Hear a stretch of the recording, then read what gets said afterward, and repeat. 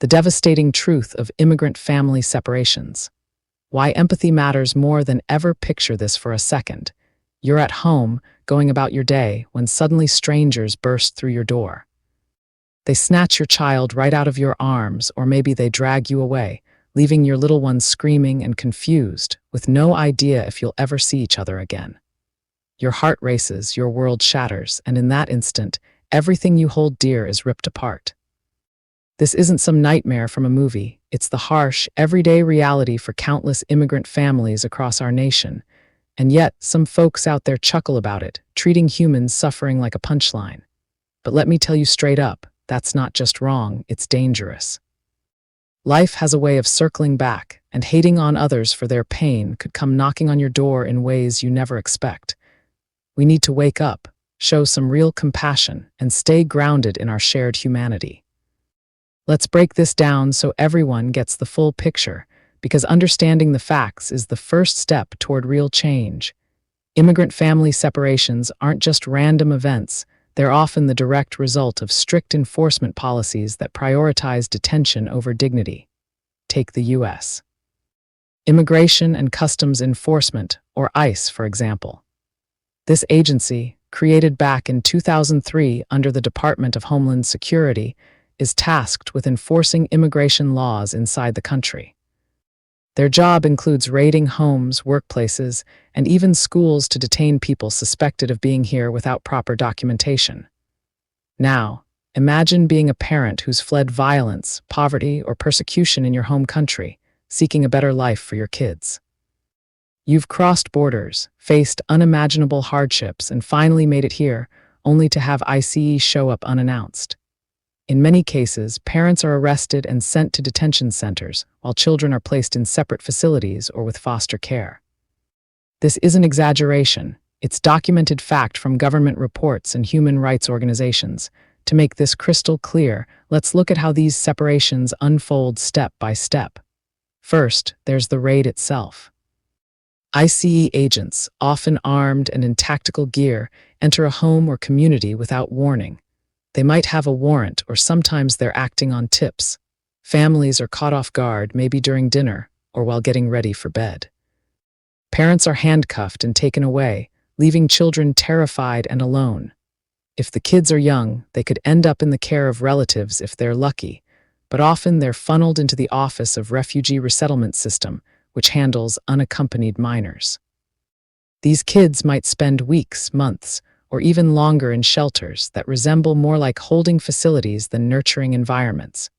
We're talking about places where children sleep in crowded rooms, face language barriers, and deal with the trauma of not knowing where their parents are.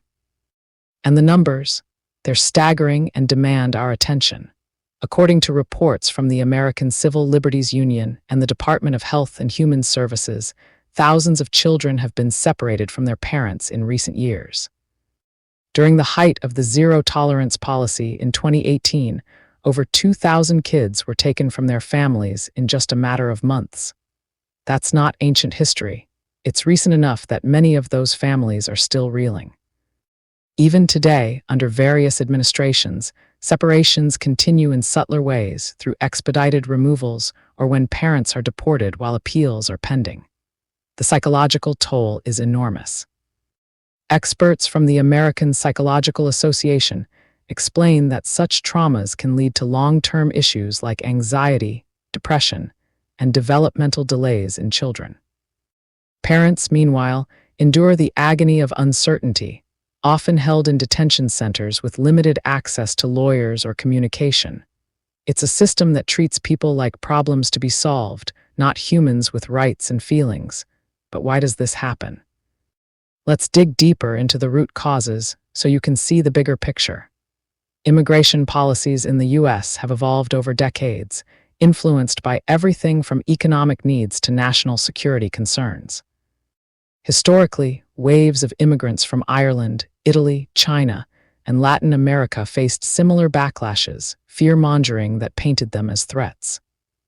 Today, much of the focus is on the southern border, where people from Central America and beyond seek asylum from gang violence, political instability, and climate disasters. Policies like Title 42, which was used during the pandemic to turn people away without hearings, exacerbated separations. Critics argue these measures are more about deterrence than fairness, creating a cycle of fear that discourages legal pathways while punishing the vulnerable. Supporters claim it's about law and order, but the human cost is undeniable. Families aren't crossing borders for fun, they're escaping life-threatening situations. For instance, in countries like Honduras or El Salvador, murder rates are sky-high due to gang control, and parents make the heart-wrenching choice to flee rather than risk their children's lives. Now, here's where it gets personal and persuasive. If you're one of those people who finds this funny or dismisses it as someone else's problem, stop and think. Empathy isn't optional, it's essential for a society that calls itself free and just. Laughing at immigrant suffering reveals a deeper issue, a lack of humility. We all face uncertainties in life. It could be a sudden illness striking your family, a car crash changing everything in an instant, or even a natural disaster uprooting your home. No one is immune. As the saying goes, what goes around comes around, and history is full of examples where hatred boomerangs. Remember the internment of Japanese Americans during World War II, or the forced separations during slavery. These weren't just mistakes, they were fueled by the same kind of dehumanizing attitudes we see today. We must learn from them. Instead of mocking pain, let's channel that energy into advocacy, supporting reforms like faster asylum processing, family unity protections, and community-based alternatives to detention. To drive this home, consider real-world stories that illustrate the stakes. Though I won't name specifics to protect privacy, think about a mother from Guatemala who crossed the border with her toddler, fleeing domestic abuse. Upon arrival, she's detained, and her child is sent to a facility hundreds of miles away. For months, she fights through bureaucracy, unable to hug her baby or even hear his voice regularly.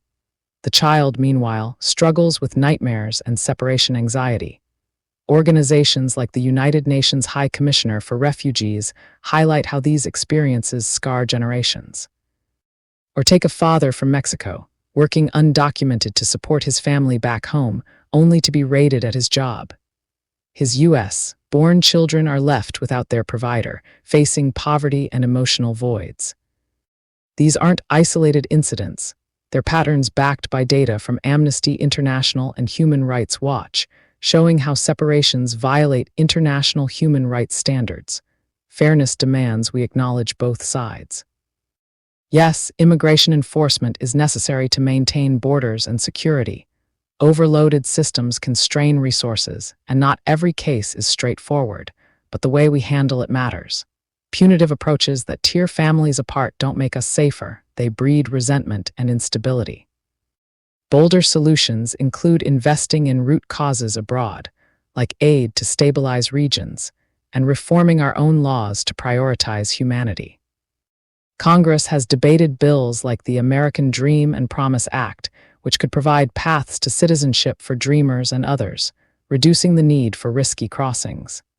We need leaders who push for these changes with courage, not fear tactics. In the end, this is about more than policy, it's about who we are as people. Hating so deeply that someone else's agony brings you joy, that's a path to isolation and regret. Life teaches humility through unexpected turns, and fostering kindness now builds a stronger community for all. Let's choose empathy over division, understanding over mockery. Our children, yours, mine, and those of immigrants, deserve a world where families stay together, not one where they're pawns in political games. If you also support democracy and freedom, feel free to join me in this fight. Click follow, click subscribe, and join me. Divided we fall, and together we can knock down mountains. Through unity is the only way we can make a change. I speak the truth, I share a bit of history, I share what is happening, I try to keep everyone updated with what is going on. I used to write for Newsbreak, but then I went on my own so that I can speak the truth and warn people freely without rules. Because you deserve the truth. I do not consider myself independent news. I am just a truth speaker with a mix of everything. I also share about God. I appreciate your time. I do consider myself independent in the fact that no one controls my narrative. I will not say what everyone else wants to hear. That is not why I created this movement. It is either the truth or nothing. Thank you. Stay safe. God bless. I love you all. Crowning Thoughts, True Speaker, copyright 2025 by Santiago D.C. Maria, licensed under Creative Commons Attribution.